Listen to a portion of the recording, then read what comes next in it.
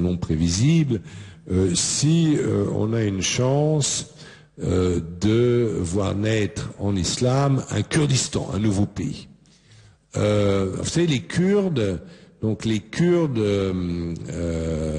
ce sont des musulmans sunnites, mais qui ont leur langue à eux, qui sont sur 4 pays, la Turquie, la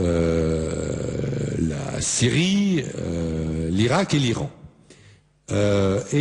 Après la Première Guerre mondiale, au traité de Sèvres, on leur avait promis plus ou moins un État. Mais entre-temps, Atatürk est arrivé, a fait la guerre d'indépendance qu'on connaît, les gains territoriaux, et à la conférence de Lausanne de 1923, on dit « Ah, c'est dommage, mais messieurs les Kurdes, non, vous n'aurez pas d'État. » Voilà. Et alors, pourquoi est-ce que les Kurdes ne vont pas avoir d'État? Eh bien, pour 2 raisons. On pourra revenir s'il y a des questions. La première, c'est parce que aucun de ces 4 pays ne veulent d'un Kurdistan, c'est-à-dire ni l'Iran, ni la Syrie, ni la Turquie, ni même l'Irak n'admettront la création d'un Kurdistan. Et la deuxième raison, c'est que par ailleurs, ces Kurdes ne sont pas unis entre eux. Alors par exemple, en Irak, ils sont très indépendants, les Kurdes. En fait, il y a une autonomie du Kurdistan irakien, donc on est là au nord-est. Mais on pourrait passer une carte d'ailleurs, là. Voilà, très bien. Voilà. Donc voilà les Kurdes. Donc ils sont au nord-est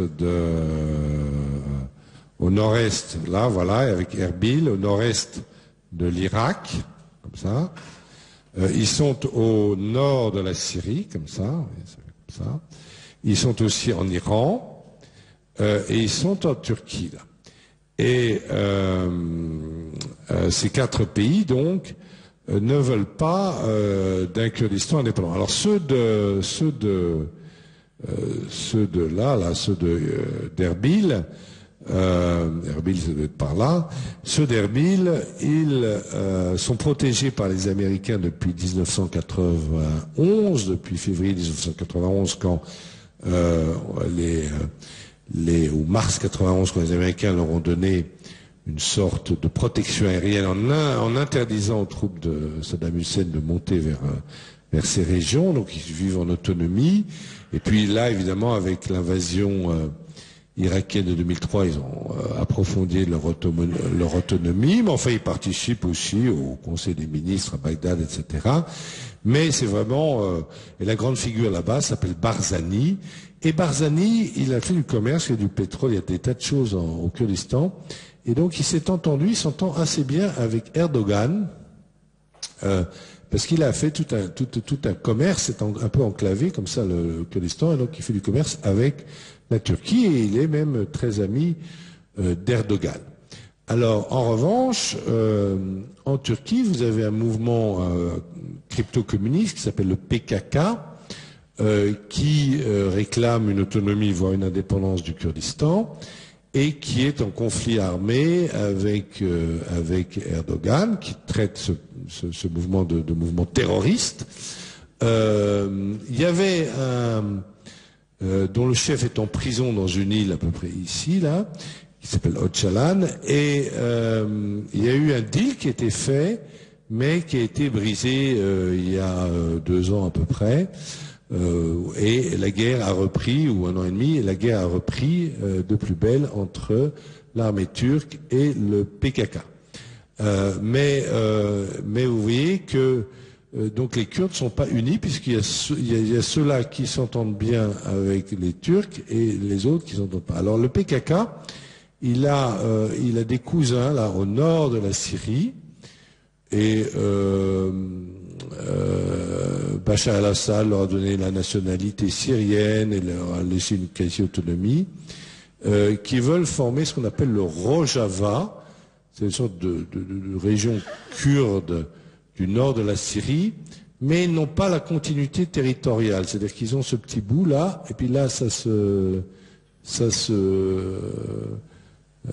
s'ouvre et puis ils ont le reste. Voilà. Et les Turcs veulent surtout pas que le Rojava donne le mauvais exemple d'une région kurde autonome qui pourrait servir de sanctuaire au PKK au nord. Vous pouvez peut-être mettre la carte. Il y a une carte un peu plus loin où on voit la guerre en Syrie avec cette espèce de rupture.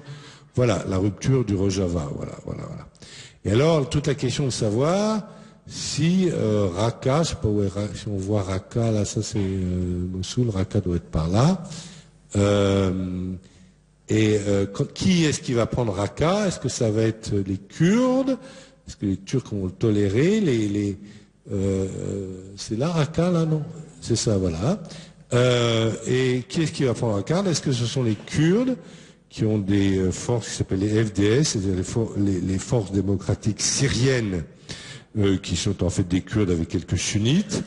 Est-ce que les Turcs vont l'accepter? Ces Kurdes du PYD, donc, qui sont en Syrie, ils sont soutenus par les Américains et armés par les Américains.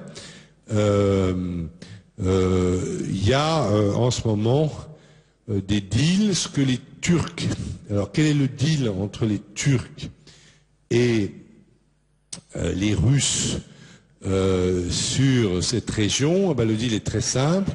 C'est que les Russes acceptent que ne se forme pas un Kurdistan indépendant et donc acceptent que l'armée turque soit entrée sur le territoire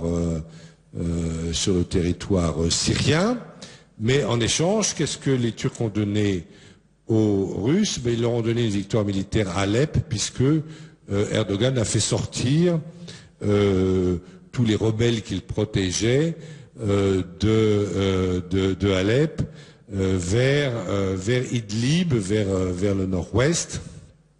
Et les Russes ont respecté le deal.